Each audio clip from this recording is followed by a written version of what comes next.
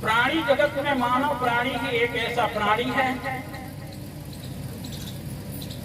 जो अपने जीवन को आदर्शमय जीवन में परिवर्तित कर पाता है। यूं तो प्रत्येक प्राणी जीवन जीता है, लेकिन जीवन जीना सार्थक उनका होता है जो जीवन में कुछ कर गुजरता है, जीवन को सार्थक बना लेता है। क्योंकि प्राणी और पदार्थ दोनों आपके हैं नहीं। जिन प्राणियों को आपने माना वो प्राणी भी आपके नहीं, जिन पदार्थों को आपने माना वो पदार्थ भी कभी आपके हो नहीं सकते। इसलिए गुरुदेव कबीर ने कहा था, कबहू न भयो संग को साथा, ऐसे ही जन्म गमायो आछा। इतना अच्छा मानव का शरीर मिला, लेकिन मानव शरीर की उपयोगिता हमने ना कर सके, इसलिए इस जीवन को हमने व्यर्थ में गंवाया। प्राणी और पदार्थों की ओर आकर्षित होकर के हमने पूरे जीवन को उन प्राणी पदार्थों के संग्रहण में व्यतीत कर दिया। लेकिन क्या प्राणी आपके हुए क्या हो सकते हैं? सज्जनों, प्राणियों के पास में मन है और सबका अपना मन हमें मजबूर करता है अपनी ओर चलने के लिए, अपनी ओर आकर्षित करने के लिए। इसलिए प्राणी जगत में हर प्राणी मन वशीभूत होने के कारण वह आपका अपना नहीं हो पाता है। जितने पदार्थ हैं वो सब पदार्थ परिवर्तनशील है और परिवर्तनशील होने के कारण से पदार्थ भी आपके हो नहीं सकते। इसलिए ऐसे परिस्थिति में हमें अपने जीवन को किस तरीके से जीना चाहिए, ये संत गुरुजन हमें शिक्षा देते हैं।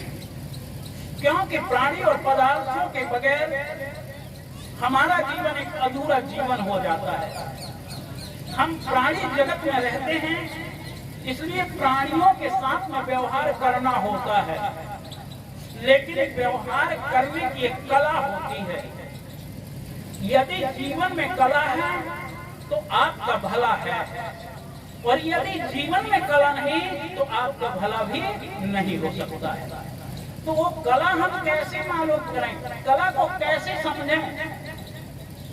सद्गुरु कबीर कहते हैं, अगर आपको कला को जानना है, उस कला से अवगत होना है, तो एकमात्र संत गुरु ऐसे हैं जो जीवन जीने की कला को सिखाते हैं। बड़ी छोटी छोटी बातों को लेकर के, छोटे छोटे उदाहरणों को देकर के वो गंभीर बातों को आपके समक्ष सरल बना देते हैं। बस हमें समझना होगा। सज्जनों, यात्रा आप सब लोगों ने किया होगा। जब कभी ट्रेन में यात्रा करते हैं व्यक्ति, तीन चीजें अनिवार्य होती है। आप रिजर्वेशन कराने के लिए जाते हैं, सबसे पहले आप जिस गाड़ी से यात्रा करते हैं उस गाड़ी का नंबर आपको भरना पड़ता है उस फॉर्म में। जब आप गाड़ी का नंबर भरते हैं, दूसरी बात आती है कि आप कहां से कहां तक यात्रा करना चाहते हैं। बाद में बात आती है कि जब आप फॉर्म भर करके दे देते हैं तो कंप्यूटर द्वारा या व्यक्ति विशेष द्वारा सबसे पहले आपको कोच का नंबर मिलता है, किस कोच में आप यात्रा कर सकते हैं। गाड़ियों में 20 डब्बे 25 डब्बे होते हैं, सभी डिब्बे में आप यात्रा नहीं कर सकते। गाड़ियां अनेकों अनेक होती हैं, सभी गाड़ियों में भी आप यात्रा नहीं कर सकते हैं, क्योंकि जो नंबर आपने डाला है वही गाड़ी में आप यात्रा कर सकते हैं, वरना दूसरी गाड़ी में यात्रा नहीं कर सकते हैं। कोच नंबर होता है और कोच नंबर के पश्चात आपका बर्थ नंबर होता है, सीट नंबर होता है। आप उसी सीट में यात्रा कर सकते हैं, उस सीट से अलग अलग दूसरी सीट में आप कब्जा करना चाहें तो आप कब्जा नहीं कर सकते हैं। ठीक इसी प्रकार हमारी जीवन रूपी यात्रा की गाड़ी चलाने के लिए हमें 3 चीजों की महती आवश्यकता होती है। हमारे जीवन में अगर 3 चीजें हैं तो हम यात्रा कुशल पूर्वक कर सकते हैं। यात्रा भी कहाँ तक करेंगे आप? जिस स्टेशन से जिस स्टेशन तक का आपने फॉर्म में भर दिया है, उसके पश्चात उतनी देर तक तो आप उस सीट के मालिक हैं, उस सीट में आप सुरक्षित जा सकते हैं। जब आपकी यात्रा पूरी हो जाती है, आप उस सीट को छोड़ करके नीचे उतर जाते हैं, उसके पश्चात चाहे सीट में कोई आगे बैठे, सीट में आग लग जाए, गाड़ी जल जाए, कुछ भी हो जाए, आपको उसका कोई टेंशन होता है क्या? कभी नहीं होता। लेकिन जरा विचार करें, जिस व्यवहार रूपी गाड़ी में आप बैठे हुए हैं, क्या आपका मोह उस गाड़ी में जितना था केवल उतना ही है कि उससे थोड़ा बहुत अधिकतम? जिस जीवन रूपी गाड़ी में आप बैठे, जिस मकान रूपी गाड़ी में आप बैठे हैं, जिस प्राणी और पदार्थों की गाड़ी को लेकर के आप चल रहे हैं, अगर विचार करके देखें तो पशु कहीं ज्यादा अच्छा मालूम पड़ता है। एक गाय अपने बछड़े से तब तक मोह करती है जब तक वह दूध पीता है। जब दूसरे बछड़े को जन्म देती है, गाय का मोह उस अगले बछड़े से हमेशा के लिए समाप्त हो जाता है, वह दोबारा उस पर मोह नहीं करती। लेकिन मनुष्य एक ऐसा है जो मरते तक भी अपने मोह को नहीं छोड़ पाता है। मोह का परिवर्तन नहीं कर पाता है। और हमारे मानसकार गोस्वामी जी महाराज क्या लिखते हैं? गोस्वामी जी ने कहा है कि सबके मूल का दुख का कारण है हमारा मोह। मोह सकल व्याधि ने कर मूला, मोह सकल व्याधि ने कर मूला। मोह क्या है? व्याधियों का मूल है, दुखों का मूल है। लेकिन हमने उस मूल को नहीं समझ पाया, इसलिए आज हमारा जीवन दुखी क्यों है? हमारा जीवन का मुख्य कारण है हमारा मोह है, और हम मोह का परित्याग नहीं कर पाते हैं। एक छोटी सी कहानी के माध्यम से समझें। एक नगर में एक सेठ जी थे। सेठ जी के 4 पुत्र और सेठानी जी भी थी। सेठ जी बीमार पड़ गए। चारों पुत्र जी जान से सेवा में लगे रहे, बहुआ भी जी जान से सेवा में लगी रही, सेठानी जी भी जी जान से सेवा में लगी हैं। अब सेवा करते करते रोग ठीक होने का नाम नहीं ले रहा है। रोग दिन दूना रात चौगुना बढ़ता जा रहा है, ठीक होता नहीं है। चारों पुत्र बड़ी चिंतातुर हैं, सेठानी बड़ी चिंतातुर है, बहुआ चिंतातुर हैं, और उस चिंता के कारण से सेठ जी के चरपाई के आसपास सब सेवा में तल्लीन हैं। सेठ जी के मन में आया, अंतिम स्थिति आ गई थी सेठ जी की, अब प्राण निकले तब प्राण निकले, ये स्थिति सेठ जी की। अब सेठ जी चारपाई में पड़े पड़े कहते हैं, बड़ा बेटा कहाँ? बड़ा बेटा ने कहा, पिताजी मैं आपकी सिरहाने बैठा हुआ हूँ, आपके पास ही हूँ। कहा और छोटा? कहा पिताजी मैं भी आपके पैर के पास में बैठा हुआ हूँ, आपके पास, कहीं दूसरे नहीं, दूर नहीं। कहा मेरी बहुएं कहाँ? सेठ जी कहते हैं बहुएं कहाँ हैं? बहुएं, चारों बहुएं एक साथ बोल उठी, पिताजी हम भी आपके पास में यही हैं, कहीं दूर नहीं है। अच्छा, कहा और गुड़िया कहाँ?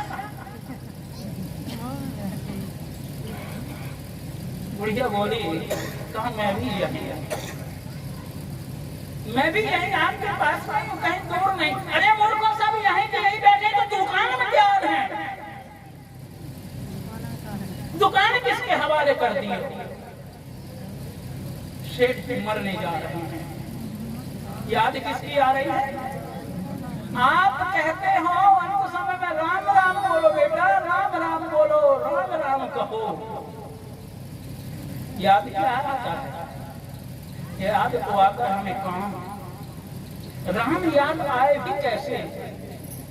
क्यों नहीं आएगा? इसलिए कि जन्म जन्म मुनि यतन कराही और अंत राम कहीं आवत नहीं। ये चौपाई दो प्रकार से,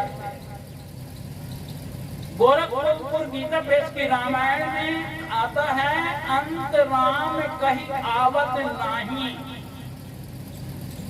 और टेक्स्ट में बॉम्बे प्रेस की रामायण निकलती है, उसमें आता है अंत राम कहीं पावत नहीं। अच्छा एक बात और बताइए, मान लो अगर राम कहना आ ही जाए, संयोग की बात है, अगर राम कहना आ ही जाए, इससे क्या होगा? होगा हमारे यहाँ तो भाई है मान्यता है, अगर राम जिसके मुख से निकल जाए उसका बेड़ा पार हो जाएगा। एक सेठ सेठानी दोनों थे, सेठ ने कभी काम का नाम नहीं लिया करते, कभी नहीं। सेठानी बार बार कहा करती थी, बार बार कहा करती थी, सेठ जी कभी राम का नाम तो ले लिया करो, कहा इससे क्या होगा? राम के नाम लेने से क्या होगा? अरे काम राम का करे तो कुछ होगा, नाम से क्या होगा? अरे कहा नाम ले तो भव सिंधु सुखाई। अरे नाम के लेने से तो कहते हैं भव आवागमन का रहन चक्र रूपी सिंधु ही सूख जाएगा। मानस ये कह रही है, लेकिन प्रिबंधो हमें विवेक भी साथ साथ करना है। वो बुढ़िया बार बार कहे, कभी सेठ जी नाम ना ले। एक दिन संयोग की बात थी, जब स्वप्न आया और स्वप्न में वो कहते हाय राम। अब क्या था, तो उनको जो सेठानी थी बड़ी खुश हो गई, धन्य है आज तो इनके मुख से राम निकल गया, बड़ा सौभाग्य है। सवेरे जल्दी उठी, स्नान की, स्नान करके बढ़िया चूरमा बनाया, बढ़िया भोजन बनाया, और चूरमा बना करके तो उसने देखा, सेठ जी ने कहा आज किस बात की खुशी है? कहा खुशी किस बात की ये बताओ? कहा क्या बताएं, आज जैसे खुशी कभी जीवन में आई ही नहीं। कहा अच्छा ठीक है भाई, नहीं आई कोई बात नहीं, लेकिन ये तो बताओ कि खुशी है किस बात की? कहा आज आपके मुख से राम निकला है। क्या कह रही हो? मेरे मुख से राम निकल गया? कहाँ आपके मुख से राम निकला है? भूप सेठ जी गिरे उधराम से और तुरंत राम नाम सत्य। अब क्या था, सारी प्रसन्नता कोई राम में बदल जाती है। प्रियवतियों, जिस दिन ये राम निकल जाएगा, मुख से निकले, कान से निकले, आंख से निकले, ये 100 हो जाएगा। जब तक ये राम है तब तक ये शिव है, और जिस दिन ये राम निकल जाएगा 100 हो जाएगा। इसलिए मित्रों, याद करना, वो राम आपके मुख से निकले चाहे ना निकले, पर कहीं ये राम ना निकल जाए। वो राम तो कई बार निकला है, लेकिन कोई फर्क नहीं पड़ा है। राम कहो चाहे आम कहो, कोई फर्क पड़ने वाला नहीं। क्यों फर्क पड़ने वाला नहीं है? मित्रों, मैं नहीं कह रहा हूँ, मत कहना कि कोई कवि पंथु साधु आया था और कह रहा था कि राम राम कहने से कुछ फर्क नहीं पड़ता। आपकी रामायण कह रही है, मैं नहीं कह रहा हूँ, आपकी मानस कह रही है। क्या जब राम लक्ष्मण सीता वनवास चले जाते हैं, दशरथ जी महाराज बेहोशी दशा में आ जाते हैं, और बेहोशी दशा में भी क्या कहते हैं? राम राम राम, हमेशा राम राम जपते रहा है। मानसकार तो ये कहते हैं कि राम राम कहे, राम कहे, राम राम कहे, राम त्रस्ता समेत नहीं हुए परिहरही, भूप गए सुरधाम। कहाँ चले गए राजा दशरथ? सुरधाम, देवताओं के लोक में निवास कर लिए, लेकिन कल्याण नहीं हुआ, मोक्ष नहीं हुआ। ये मैं नहीं कह रहा हूं, ये मानस कह रही है। दशरथ भेद भगत उड़लावा, ताते उमा मोक्ष नहीं पावा। गोस्वामी जी महाराज कहते हैं, दशरथ जी का मोक्ष नहीं हुआ। मेरे मित्रों, दशरथ जी का मोक्ष नहीं हुआ, और हम और आप क्या चाहते हैं? क्या चाहते हैं? इस राम के नाम से हमारा कल्याण हो जाएगा। अच्छा, एक बात बताइए, दशरथ जी जितना प्रेम श्री राम से करते थे, क्या हमारा और आपका इतना प्रेम है? हो सकता है कभी? क्योंकि जिसके बिना राम एक क्षण भर नहीं जी सके हैं। 16 नंबर 9 में लिखा है मानसकार ने, मानस के 16 नंबर 9 में आया है कि बंदों अवध भुआल, सत्य प्रेम जेहि राम पद, बिछुरत दीन दयाल, तृण समतन कीवे परिहरही। जो राम के बिना अपने शरीर का भी परित्याग कर देता है, उस राजा दशरथ का मोक्ष नहीं हुआ, उस राजा दशरथ का कल्याण नहीं हुआ। और हम और आप क्या चाहते हैं? राम के नाम से अपना कल्याण चाहते हैं। सज्जनों, ध्यान देना, कल्याण कैसे होता है, हमें इस पर विवेक करना होगा कि हमारा कल्याण कैसे होता है। मैं अपने मूल स्थान पर आ रहा हूं, क्योंकि मैंने कहा था कि प्राणी और पदार्थ दोनों हमारे हैं नहीं, राम भी एक प्राणी है। जब प्राणी शाश्वत नियम है कि प्राणी और पदार्थ आपके नहीं हो सकते, तो एक प्राणी के लिए हमारा कल्याण कैसे होगा? इसलिए सदगुरु श्री निर्मल साहिब जी ने कहा था, राम कृष्ण की देह राम की, राम कृष्ण की देह राम की राम में रम रहा। अभी हमारे साहिब जी बड़ा सुंदर दृष्टांत देते थे, 100 की नोट को ढूंढता था, कहाँ ढूंढता था? दूसरे हिस्से। और नोट कहाँ थी? इसीलिए कहा करते हैं, महापुरुषों ने कहा ये खोज शब्द ही गलत है। क्यों गलत है भाई खोज शब्द? खोज शब्द क्यों गलत है? अच्छा एक बात बताइए, आपका मोबाइल कभी खोया ना हो तो आप खोजेंगे कभी? आपकी भैंस कहीं नहीं घूमी हो, कोई नहीं हो, तो आप उसे खोजेंगे? नहीं खोजेंगे ना। तो आपके अंदर बैठा हुआ जो परमात्मा है वो कभी खोया है क्या? खोया है?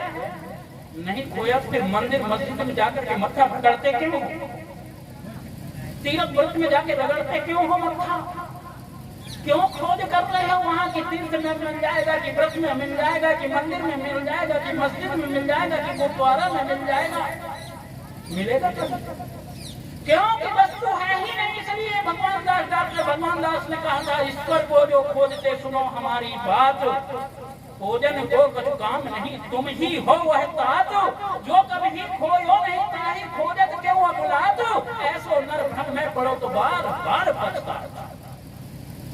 इसलिए प्रिय बंधुओं, महापुरुषों ने कहा था, जिन्हीं के जब इकट्ठे कर सभी दुनिया के मालिक थे, सिकंदर जब चला दुनिया से दोनों हाथ, कुछ भी हमारे साथ जाने वाला नहीं है। लेकिन फिर भी हम इन प्राणियों में, इन पदार्थों में ही अपना कल्याण चाहते हैं। सज्जनों, महापुरुषों ने स्पष्ट कर दिया है, कर्म तुम्हारे अच्छे हैं तो किस्मत तुम्हारी दासी है। कर्म तुम्हारे अच्छे हैं, किस्मत तुम्हारी दासी है। धर्म तुम्हारे अच्छे हैं तो घर ही में मथुरा। कर्म धर्म दोनों अच्छे, कर्म धर्म दोनों अच्छे तो जीवन बनाए अविनाशी है। दोनों यदि बिगाड़ दिए तो गले लगे फिर फांसी।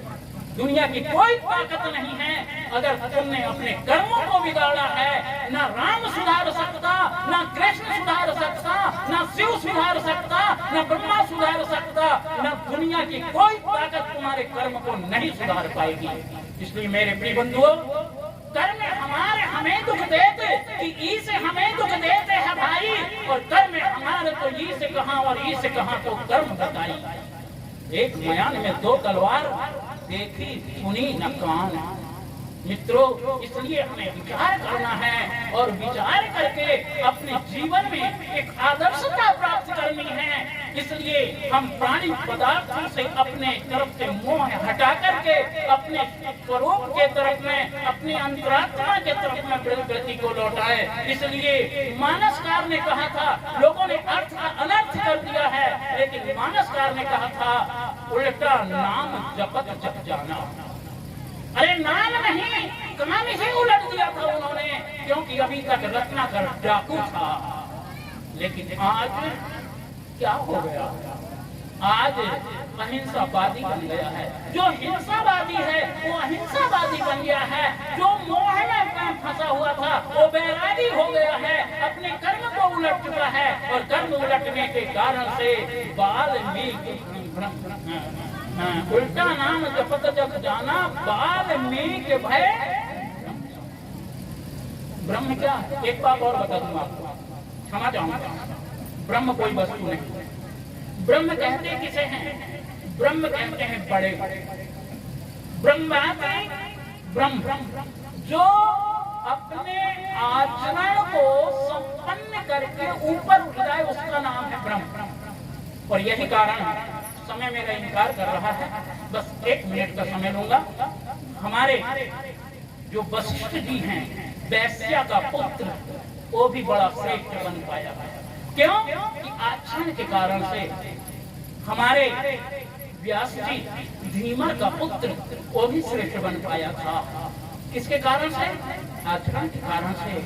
हमारे सूत जी महाराज, वो भी 88,000 विष्णु को कथा सुनाते हैं। किस कारण से? अपने आचरण के कारण से।